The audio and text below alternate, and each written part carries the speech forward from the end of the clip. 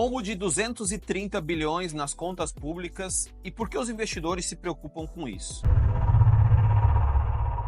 Primeiro é importante a gente contextualizar, né? O governo ele tem a receita dele via impostos que a gente paga. Ele não gera uma própria receita, né? O governo em si ele tem até algumas participações em empresas e essas empresas elas dão alguma lucratividade e isso vai para os cofres públicos. Mas o grande, né, dinheiro que entra no governo é de impostos, ou seja, a gente paga lá X reais, 30 reais num produto, ele ganha 15 de imposto e 15 era o valor em si do produto. O que está acontecendo? O governo está gastando muito mais do que está arrecadando. Uma questão que aconteceu recentemente foi o governo aumentar muito a carga tributária em diversos produtos, né, esse peso de impostos em alguns produtos, pensando que ia arrecadar mais, arrecadando em diversos setores que ele não tinha um peso tão forte. O que aconteceu nesse último ano que a gente viu? Uma arrecadação que caiu até referente a anos anteriores. Só que a arrecadação caiu e o gasto simplesmente explodiu.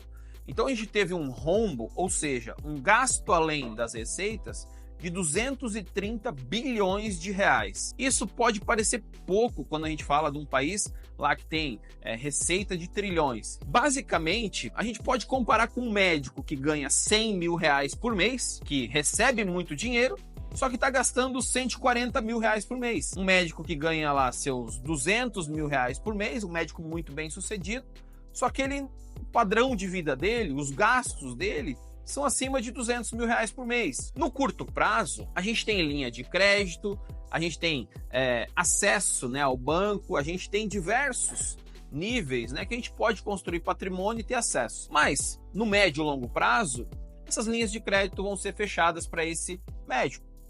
É normal. Se você tem uma pessoa que continua, né, gastando muito mais do que ganha, em algum momento ela vai ficar insolvente. Ou existe a possibilidade dessa pessoa ficar insolvente. Existem dados que vão mostrar isso para você conceder um crédito para uma pessoa física, assim como existem dados que mostram isso para o investidor internacional e até para o investidor nacional, seja um institucional, um investidor grande, assim como a pessoa física. Se a gente tem um governo que tem um rombo, ele estava falando de 0,5% do PIB, ou seja, que a gente ia gastar mais 0,5% do que a gente arrecada, ou de toda a riqueza gerada pelo Brasil em 2023. A gente ia gastar 0,5%. A gente gastou mais de 2% do nosso... Essa foi a realidade. E o que é a dificuldade para o investidor nesse momento? Entender o compromisso, isso já passou, já está no preço.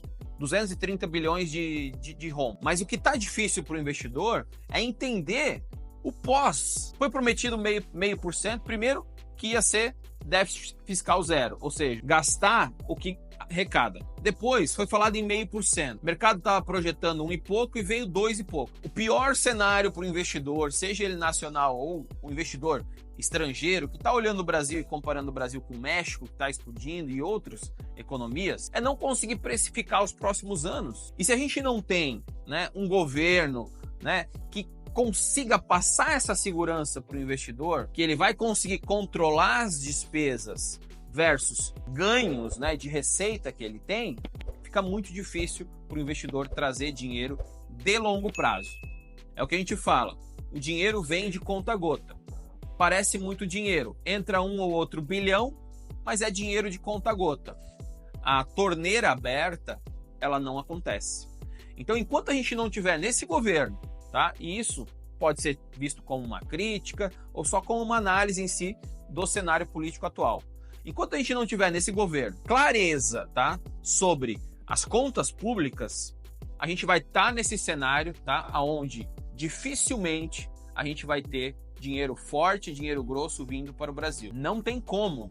O investidor, ele está olhando 5, 10 anos. No primeiro ano de governo já teve um rombo de 230 e não mostra um compromisso em controlar isso, dinheiro não vem, tá? Então, os próximos passos do governo vão ser extremamente importantes para a gente ver esse fluxo, se vai acontecer ou não. Porque bastaria, tá, um compromisso e ações que levem a esse compromisso. A gente vai buscar zerar em 2026 o déficit fiscal, ou seja, Em 2026 a gente vai querer pausar isso. A gente tem uma arrecadação e gastar menos do que a gente arrecada. E até lá a gente vai fazer isso, isso e isso. E o governo for cumprindo essas etapas. Isso já traz uma tranquilidade para o investidor, de uma estabilidade ali na frente.